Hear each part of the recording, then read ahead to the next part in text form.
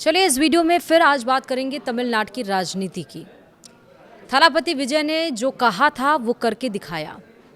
वाकई क्या थलापति विजय एक नया राजनीतिक दौर लाने की कोशिश कर रहे हैं और एक नए युवा लीडर के रूप में अपने आप को स्थापित कर रहे हैं? मैं ऐसा इसलिए कह रही हूँ क्योंकि थलापति विजय से कोई परंपरा तोड़ना सीखे। मंत्रिमंडल बनाया गया और उसमें जाति धर्म किसी को तवज्जो नहीं दिया गया, केवल टैलेंट का कमाल उनके इस मंत्रिमंडल में दिखा। नमस्कार, आप देख रहे हैं न्यूज़ 18 का डिजिटल प्लेटफॉर्म। मैं हूं आपके साथ श्रुति श्रीवास्तव।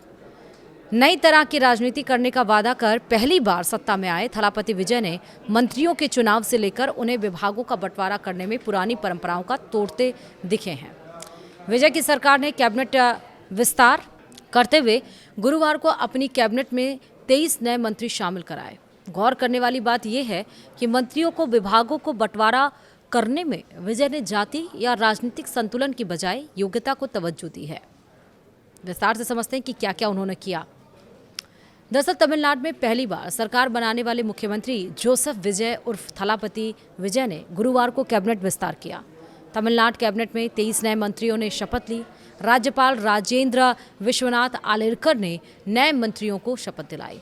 तमिलनाडु विधानसभा चुनाव में 108 सीटें जीतने वाली विजय की तमिलनाडु विक्ट्री पार्टी ने यानी कि टीवीके ने कांग्रेस, लेफ्ट, वीकेसी और आईयूएमएल पार्टियों के सपोर्ट से सरकार बनाई। इसके बाद 20 मई को चेन्नई के नेहरू इंडोर स्टेडियम में हुए शपथ ग्रहण समारोह में विजय ने मुख्यमंत्री पद की शपथ ली।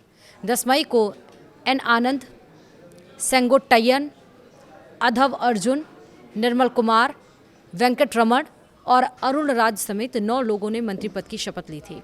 उन्हें पोर्टफोलियो भी बांट दिए गए थे। 10 मई को बाकी कई विभागों के लिए मंत्रियों को शपथ नहीं दिलाई गई थी। गुरुवार को सीएम ने तमिलनाडु कैबिनेट को बढ़ाया। राज्यपाल आरेलकर ने गवर्नर ऑफिस में हुए एक सेरेमनी में नए मंत्रियों को पद की शपथ दिलाई। गौर करने वाली बात यह है कि थलापति विजय ने मंत्रियों को विभागों का बंटवारा करने में जातीय सहभागिता या राजनीतिक समीकरण का ख्याल नहीं रखा, बल्कि जो विधायक जिस विभाग के जानकार हैं उन्हें उन्हीं को मंत्रालय सौंपा गया, यानी कि उनको वही मंत्रालय दिया गया। गुरुवार को शपथ लेने वाले मंत्रियों में पहले व्यक्ति विजय के दोस्त थुदुकुट्टी सीट से विधायक श्रीनाथ रहे।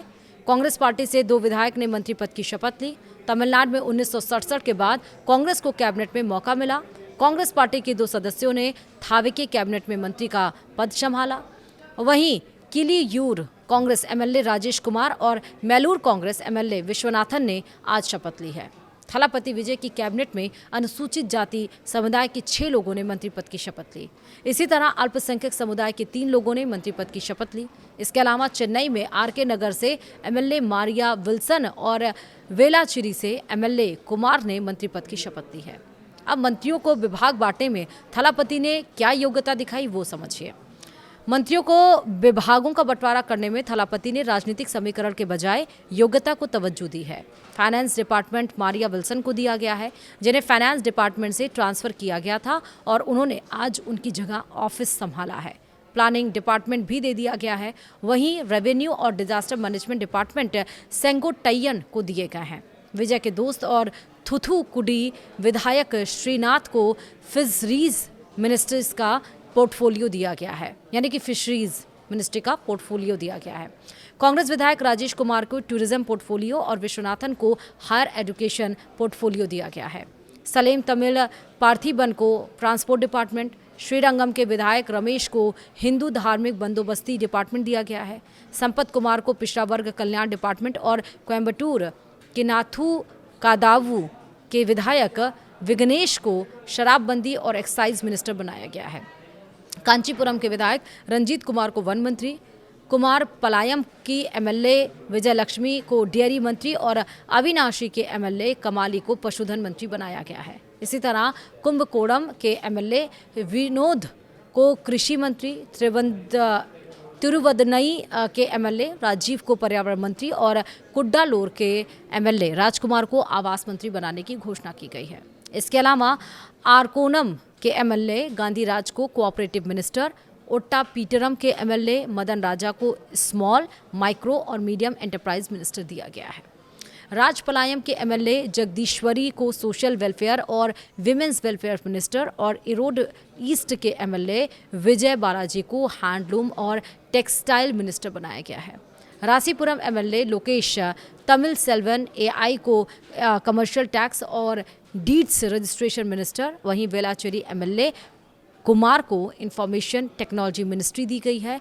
श्री पेरबंदरू एमएलए थन्ना रसू को overseas Tamil welfare minister, Coimbatore north MLA Sampath Kumar को बैकवर्ड क्लास वेलफेयर मिनिस्टर और अरनथांगी एमएलए मोहम्मद परवेज को लेबर वेलफेयर मिनिस्टर और तांबरम एमएलए शरत कुमार को ह्यूमन रिसोर्स मिनिस्टर बनाया गया है।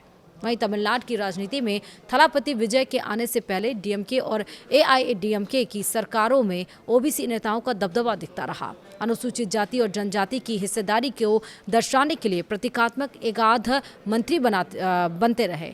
विजय ने इस परंपरा को तोड़ते हुए दलित और अल्पसंख्यकों को अच्छी खासी हिस्सेदारी दी है।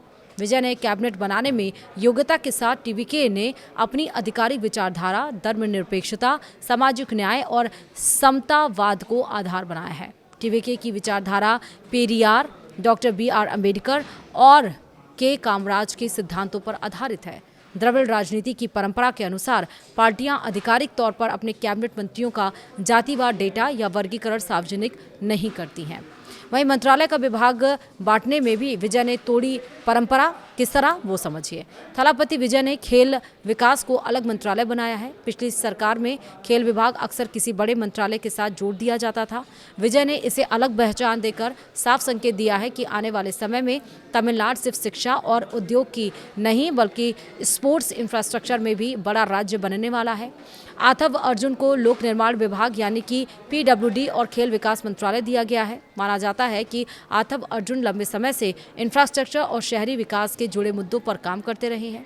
वहीं खेल मंत्रालय के साथ पीडब्ल्यूडी देना भी एक रणनीतिक फैसला माना जा रहा है, क्योंकि स्टेडियम, स्पोर्ट्स कॉम्प्लेक्स और ग्राउंड इंफ्रास्ट्रक्चर सीधे निर्माण विभाग से जुड़े होते हैं। यानी विजय सिर्फ मंत्रालय नहीं बांट रहे हैं बल्कि विभागों के बीच व्यवहारिक तालमेल भी बना रहे हैं। वहीं राज्य के वित्त मंत्रालय की जिम्मेदारी ए सेंगोतयन को दी गई है। वित्त विभाग किसी भी सरकार का सबसे संवेदनशील विभाग होता है। बजट, टैक्स, योजनाएं, निवेश, कर्मचारियों का वेतन, कल्याणकारी योजनाएं, सब कुछ यहीं से तय होता है। ए सेंगोतयन को प्रशासनिक और आर्थिक मामलों का लंबा अनुभव माना जाता है। विजय ने यहाँ भी राजनीतिक प्रयोग करने के बजाय अनुभवी हाथों पर भरोसा दिखाया है। सबसे ज्यादा चर्चा जिस फैसले की हो रही है वो है उद्योग मंत्रालय। यह विभाग एस कीर्तना को दिया गया है, जो विजय के कैबिनेट की मजबूत महिला मंत्री भी हैं। तमिलनाडु के इतिहास में पहली बार किसी महिला को उद्योग मंत्रालय सौंपा गया है। यह फैसला सिर्फ महिला प्रतिनिधित्व तक सीमित नहीं है। कहा जा रहा है कि कीर्तना की कोऑपरेटिव सेक्टर और निवेश से जुड़ी समझ काफ़ी मजबूत है। विजय का मानना है कि उद्योग मंत्रालय किसी ऐसे व्यक्ति के पास होना चाहिए जिसे निवेशकों की भाषा समझ आती है। स्वास्थ्य मंत्रालय के लिए केजी अरुण राज को चुना गया है। कोविड के बाद पूरे देश ने देखा कि स्वास्थ्य विभाग सिर्फ अस्पतालों तक सीमित मामला नहीं, यह संकट प्रबंधन, मेडिकल इंफ्रास्ट्रक्चर और सार्वजनिक स्वास्थ्य की नीति का बड़ा विषय बन चुका है। अरुण राज की प्रशासनिक पकड़ और स्वास्थ्य क्षेत्र से जुड़े अनुभव को देखते हुए यह फैसला काफी महत्वपूर्ण माना जा रहा है। वहीं ऊर्जा और कानून विभाग सीटीआर निर्मल कुमार को दिया गया। यह दोनों विभाग तकनीकी समझ मांगते हैं। बिजली संकट, ऊर्जा निवेश, सोलर प्रोजेक्ट और कानूनी सुधार, इन सब के लिए सिर्फ राजनीतिक बयानबाजी नहीं बल्कि गहरी तकनीकी समझ की जरूरत होती है। विजय ने यहाँ भी उसी नेता को चुना जिसे इस क्षेत्र की जानकारी है। राजमोहन को स्कूल शिक्षा, सूचना एवं प्रचार और तमिल विकास विभाग दिया गया है।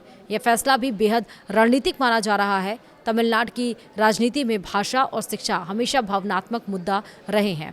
राजमोहन लंबे समय से तमिल संस्कृति और शिक्षा सुधार जैसे बड़े मुद्दों पर सक्रिय रहे हैं। ग्रामीण विकास मंत्रालय इस आनंद को दिया गया है, यानी कि तमिलनाडु की बड़ी आबादी अब भी गांवों में रहती है। सड़क, पानी, पंचायत, रोजगार और ग्रामीण योजनाएं इस विभाग के तहत आती हैं। विजय मानते हैं कि अगर गांव मजबूत नहीं हुए तो विकास का मॉडल अधूरा रहेगा।